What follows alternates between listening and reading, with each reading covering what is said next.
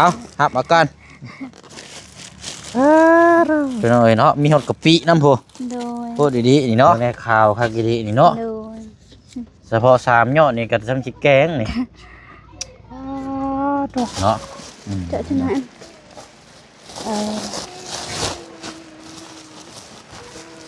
ไม่ก็ขาวงามซ้ำ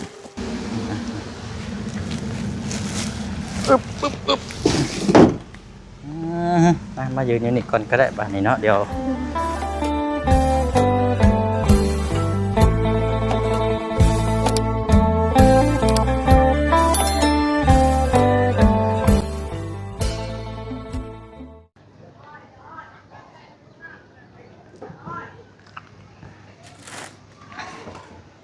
เป็นยังไงเด้เนาะฟ้าฝนก็มาอีกแล้วพี่น้องเปิดคลิปมาย่ำไรกันดูเอาเนาะยินแต่เสียงพี่น้องเริ่มหมุนกล้องใช่ดูเป็นยังไงนี่หากมาแต่ใช้นี่นะมาแต่หาหน่อไม้อีกแล้วโอ้ปวดดีๆเนาะหน่อไม้นี่เนาะไปหาชั่วโมงไปสิมันก็ยังมีอยู่บ่นี่นะยังได้อยู่บ่ได้ไปไกลเนี่ย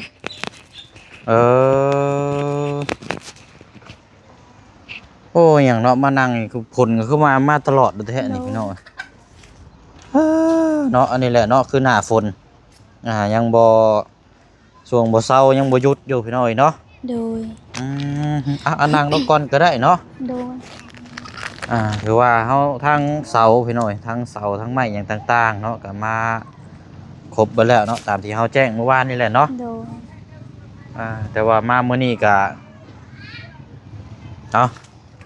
นี่แหละพี่น้อยเอารางวัลโดยมอบให้ก่อนเนาะโดยเป็นทุงยังชีพพี่น้อยเปิดประมาณ500,000ปลาย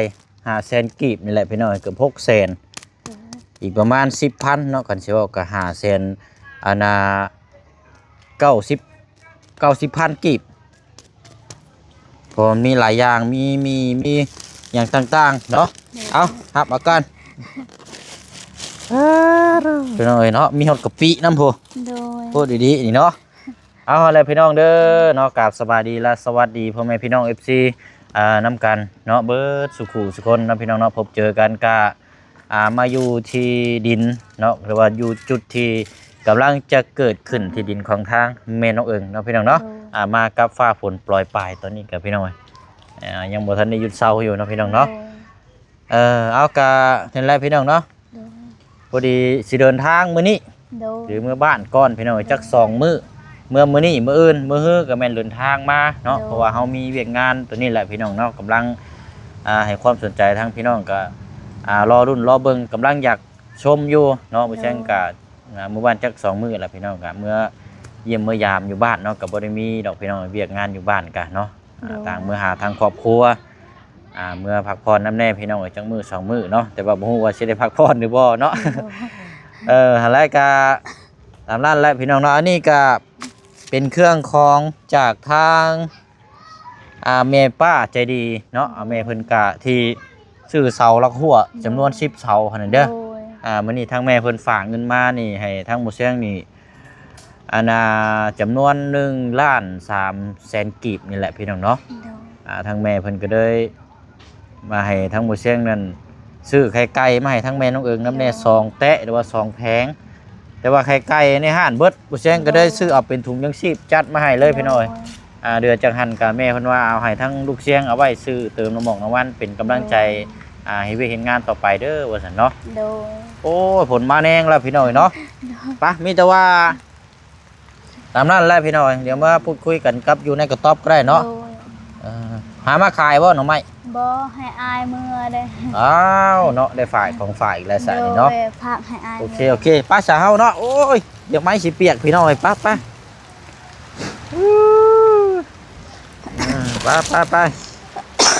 แล้วนี่พี่น้องเนาะพูดนี่ว่ามันสิยุดเศร้ามันก็บ่ได้ยุดได้อย่างที่แหละบ่ได้กระจ้องมาครับ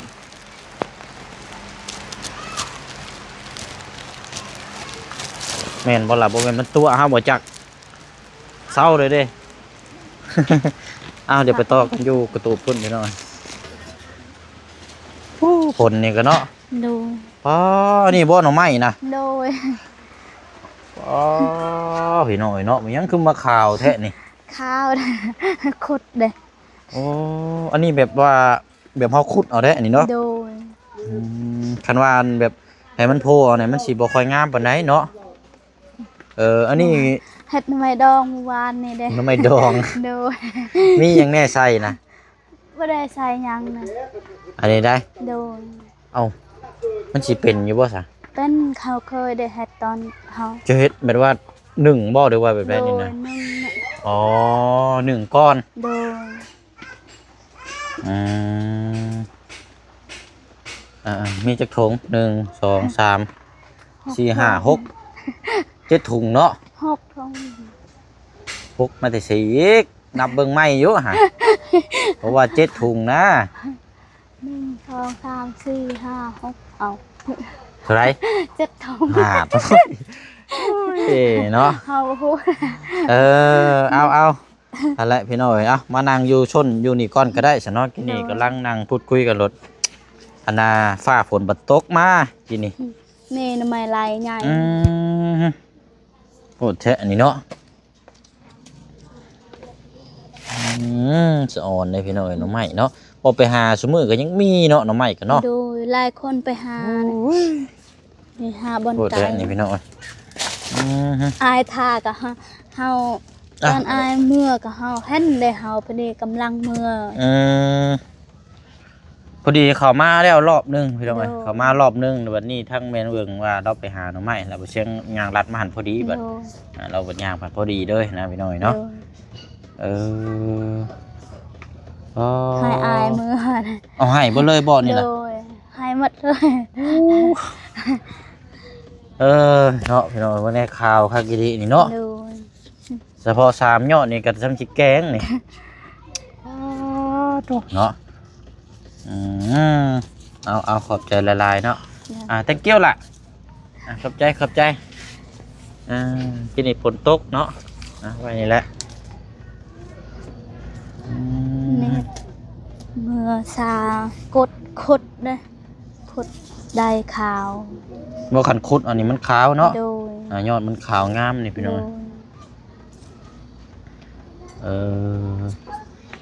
เอากะนี่แหละสิพี่น้องเนาะคือว่าจบจากนี้แล้วบ่เชียงก็สิเข้าไปหาทางพ่อน้องคัมบีอีกพี่น้องเนาะมื้อเช้านี่ก็เข้าไปแล้วแต่ว่าประตูเราว่าบ่พอเมื่อเด้ข่อยสิไปเอาหมักสะดีหมักข้าวโพดเมื่อฝากเราก็เลยสิกลับเข้าไปพุ่นอีกพี่น้อยเนาะ เฮาก็มีมักสลี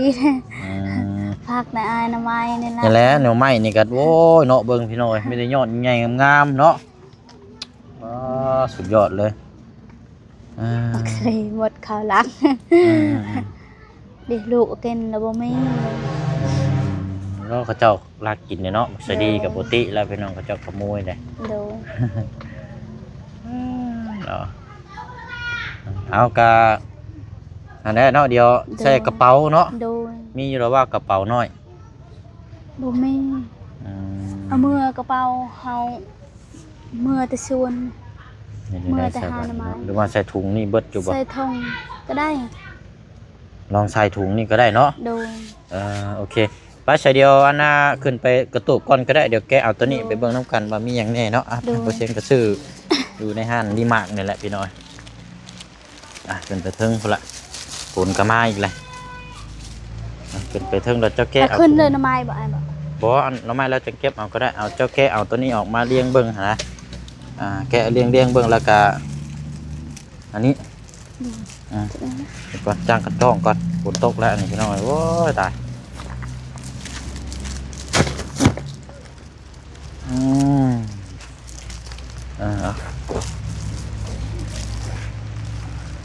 ไปแต่เช้าผมว่าจะไป โดย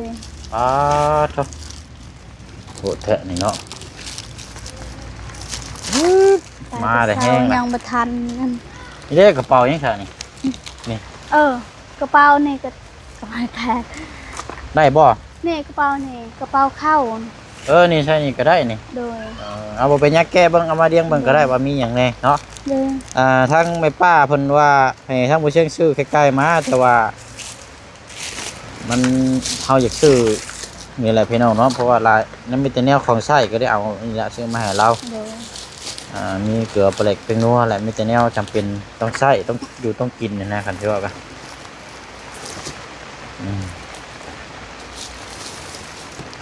ปลากระป๋องเนาะกับข้าวต้มขนมพี่น้องเพราะว่าลูกเล่าลายได้พี่น้องลูกน้อยเนาะลูกเป็น4 คนน่ะอยู่วัยกำลังอยากกำลังกินคันเสียว่าก็เนาะเจ้าได้กินต้มมีหรือว่าปลากระป๋องอย่างกับยังใครได้พอมีเหือมีแห้ง โดย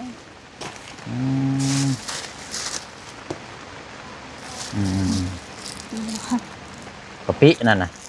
โดย กะปิพอดีและอันดามันจะต้มยังไงใส่ไปรสแล้วเนาะ โดย เอาอะไรพี่น้อยเป็นถุงจังชีพเนาะใช้น้องตีแล้วสารว่างอยู่บ่ ว่าง เอามาละมาพี่ก็ได้ตีพี่น้องแต่ว่าคนหนึงอันนี้กันเนาะ โดย เราก็เป็นคนเว้าจามวนมารยาทท่าทางดี โดย พี่น้องคันเชื่อว่าก็เป็นคนแบบบ่มีพิษมีภัยหรอกเนาะ โดย กันว่าไปเล่นน้ำหมูคู่แบบกระช่งสีบ่มีเรื่องมีราวหรอกเนาะ บ่เคยนะ โดย โดย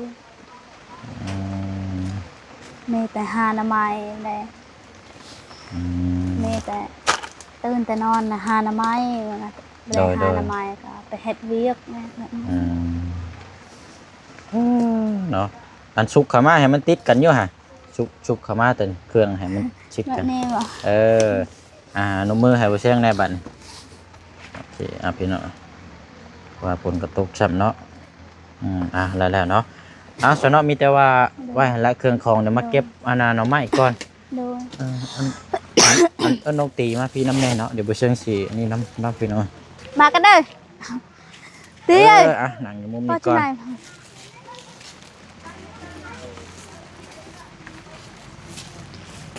กระเป๋าเนี่ยแกะ มัด ออก ก็ได้บ่เป็นหยังเอาอันนั้นฮะเอาอันนั้นได้ทุกอันนั้นก็ได้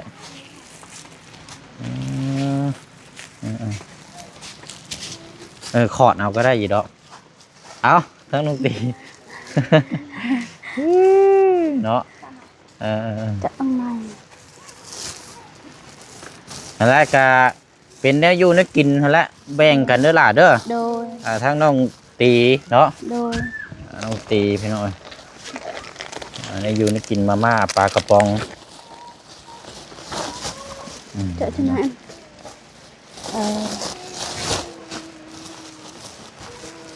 ไม่ก็ขาวงามซ้ำโอ้ยเนาะ น่ากระอาสักคนแต่เงยจะเยี่ยมได้ตอนจะแก้วได้ อย่าหยอกกันเด้อ จะอักจะอัก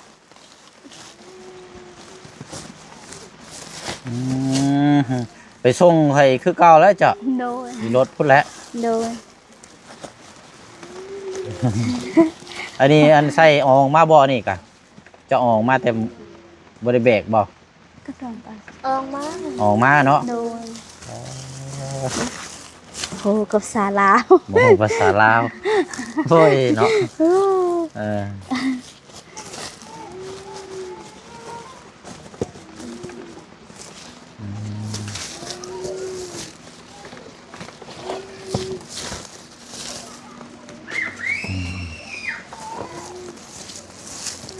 เดี๋ยวห้อนเดี๋ยวแลดอยู่เนาะ โดย เสียงยังอะนะไปเป็นยังอะนะ สุนทรเออ อยู่สตาร์ทเพนปลาลูกมุ้ยตกใจแม่เพนเลยท่านแม่เพนตกใจยานพี ดูใช้ อยู่หาหนาไม้เราไม่ได้ปากเลยเขาคิดไปโจร โอ้ ไม่ได้ปากไม่ได้เบาเลยเขาขุดหนาไม้ เนาะเอาละเนาะบัดนี้ขอบใจละลายพี่น้องเนาะนี่ก็เอามือแบ่งกันอยู่บ้านพุ่นแหละ เงาะเตือนสาย อืม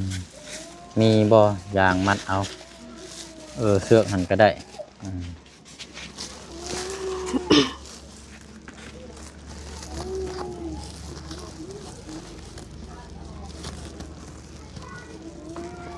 เอาเอา ทำกันละบัดนี่เนาะอืม เจ็บมาคุยใจ อืม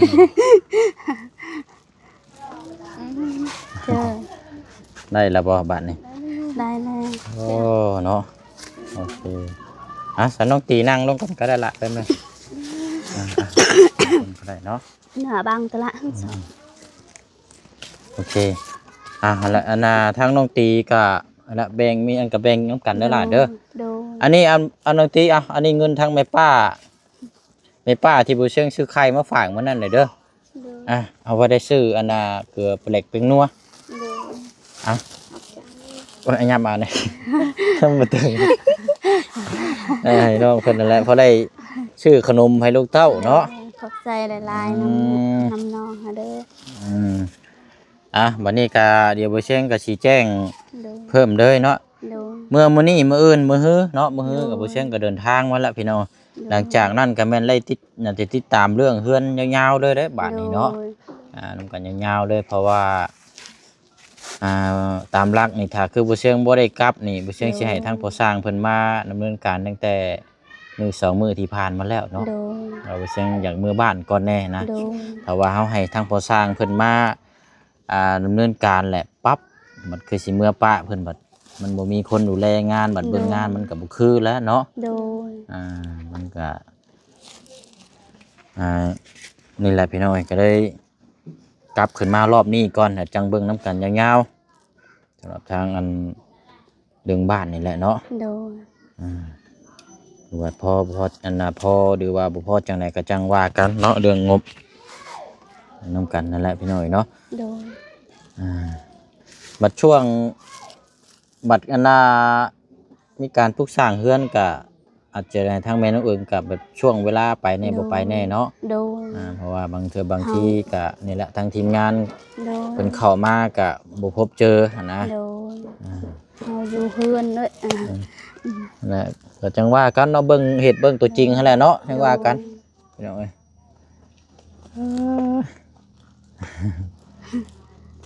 เอาละมีแต่ว่าอันนมมือผักขมุกขอบใจทั้งแม่ป้าเพิ่นเด้ออันเครื่องของในอยู่ในกินนี่แหละทางบ่เชียงมามอบให้กินนี่เด้อเอาแหละเนาะเดี๋ยวจังย่างลงไปพุ่นละพี่น้อง ดูแม่ยังบอก ห้องแม่ป้าใจดีหั่นแหละเนาะทางแม่ป้าใจดี ตั้งไทยบ่ อยู่ต่างประเทศ ดู เพิ่นเป็นคนลาวเฮานี่แหละเนาะแต่เพิ่นอยู่ต่างประเทศโอ้ย ใจดีบ่ เจ้าก็ได้นะว่าแม่ป้าใจดี ขอบใจเด้อแม่ปลาใจดีเด้อ ขอให้อยู่ดีมีแฮงเด้อขอให้สุขภาพแข็งแรงความเจ็บบ่ให้ได้เด้อความไข้บ่ให้มีขอให้เทวดาหักแพงหลายๆตลอดปีและตลอดไปสุขทั้งกายสบายทั้งใจขอให้เจริญเด้อขอให้หลับได้เงินตื่นได้เงินแสนเงินล้านเด้อสาธุอายคือกันเด้อมาใส่ไปใส่มีคนหักคนแพงคือเก่าคือเดิมนี่เด้อขอให้เทวดาหักแพงหลายๆตลอดปีและตลอดไปสุขทั้งกายสบายทั้งใจขอให้อายอยู่ดีมีแหงเด้อสาธุ เอ้ยอะไรเด้อเบิ่งแย่งกันเด้อเอ้ยน้องหักแพงกันได้เนาะ โดย พิดเถียงกันมานี่ บ่ บ่แม่นคนอื่นเขาสิบ่ได้ย่องว่าเจ้าดีแล้วเขามีแต่ว่าเจ้าชั่วแล้วบัดนี้เนาะ โดย อ่า นี่ก็ไปขายหน่อไม้เมื่อวานในซื้อยาให้น้องเนี่ยได้60 เป็นหยังคือว่าซื้อยา เจ็บท้อง เจ็บท้องอยู่บ่เพราะจังว่าสิแบบเงาๆยอดๆแบบนึงเนาะโอ้ คือเฮาย นี่จะเฮาซื้อยาหมด45เฮาซื้อขายหน่อไม้บ่ ซื้อให้น้อง เพราะเราว่าสีแบบเงาๆพี่น้องเนาะแต่เราเจ็บท้องบอกว่าช่วงนี้คนเจ็บท้องหลายเลยต้องระมัดระวังเนาะเจ็บท้องแบบแม่น้องเอิงเจ็บมื้อนั้น เจ็บท้องแบบนี้ธรรมดาคันเจ็บท้องมันคือเจ็บท้องเสยติ่งเนี่ยว่าเรียบร้อยโดยได้ อยู่บ้านสกีพินอยู่เทิงพุ่นมื้อเช้านี่ก็เสียชีวิตคนหนึงเจ็บท้อง โดย แต่ว่าเฮา แพง แต่เพิ่นว่าเฮาบ่ฮู้หรอกว่าเพิ่นว่าเจ็บท้องเกี่ยวกับลำไส้บ่หรือว่านี่ได้แต่ว่าเจ็บท้องลำไส้มันบ่ไปเร็วขนาดนี้เนาะแต่บ่เสียงคิดว่ายันพวกไส้ติ่งให้หยังเนี่ย โดย มันเจ็บแฮงมันแล้วมันแตกเลยนะ โดย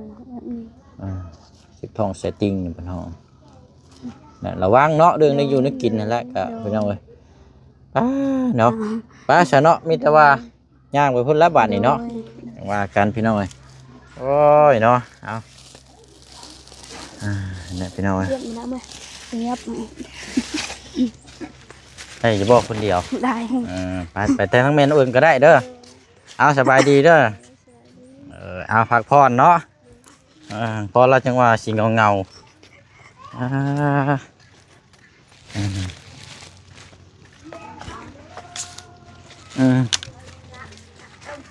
ฮึบฮึบฮึบฮึบฮึบฮึบฮึบ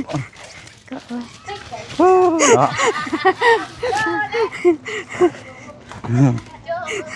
เอาตกแล้วบัดแดดเนาะ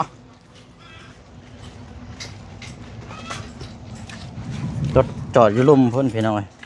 ความสลายไปเช่นกะสิจอดไว้แล้วย่างขึ้นมาถ้ามีเครื่องคอนเราจังสิเอารถขึ้นมาเทิงพี่นะนานๆทิ้งเพราะว่าทางมันยากมันมีแต่ต่อไม้ต่อตอกในยันรถเหยียบยางทั่วนะพี่น้อง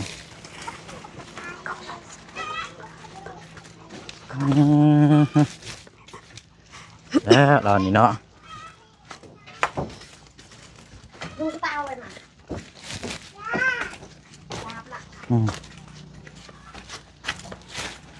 แต่นี่กันแต่ก่อนนี่ไม่ได้โกนเนาะ โดย น้ำทะลักตะโกนเลย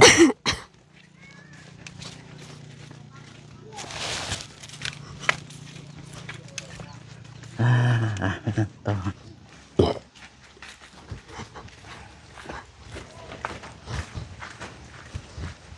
โอ้แดดแท้เนาะ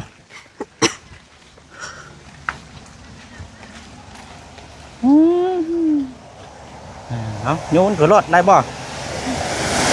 ได้บ่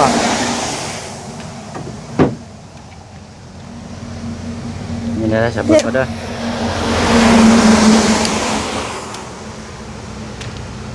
ดูวิวทางพี่น้องรถกระลาย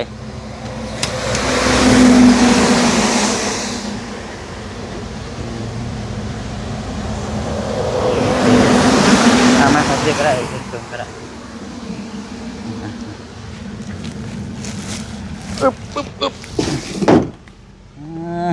มายืนอยู่นี่ก่อนก็ได้บ้านนี้เนาะเดี๋ยวอะไรพี่น้องเดี๋ยวผมนี่ก่อนนี่ก็เป็นเพื่อนเพิ่นเช่าไว้กระเจ้าซื้อกล้วยเนาะ เลยซื้อปีกล้วย กล้วยซื้อปีนั่นแหละ โดย เอาละลูกยืนก่อนก็ได้เนาะยืนเนาะเวลาหลับยืนกันมาแล้วเอาละก่อนอื่นก็ขอบใจน้ำเด้อ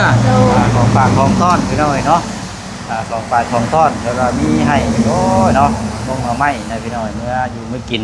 ขอบใจน้ำในลายเนาะ อายก็อายคือการเริ่มเมื่อก็ให้คอปลอดภัยเด้อให้เมื่อคอปลอดภัยเด้อ โดยป้าเป็นพ่อเลยนี่เนาะเอาก็เป็นเวลาบ่ายโมงพี่น้องเนาะเพราะฉะนั้นก็สิเข้าไปวันละทางของน้องคัมบีอีกเนาะเอามาฝากถุงหนึ่ง เด้อขอบใจ ผมไม่หลอกเดือมาอันนั้นพี่น้อยว่าจะให้พลักน้อยเฮารถกล้าเพิ่นกินเอาให้แก้ให้แล้วเพิ่นบ่กินนะพี่น้องบ่ค่อยมักก็ได้ติดในถุงนี่แหละพอได้ให้เนาะบัดนี้ก็เอาอะไรเด้อมีแต่ว่าตามหั่นเลยเนาะจังว่าจังคุยน้ำกันขึ้นมาอีกมื้อ2มื้อเจอกันเนาะพี่น้องเนาะแต่ว่าจบจากนี้เพิ่นจะไปต่อเคล็ดน้องคัมบีอยู่เนาะพี่น้องเนาะเอาลำลาก่อนเด้อเนาะขอบคุณขอบใจขอบคุณ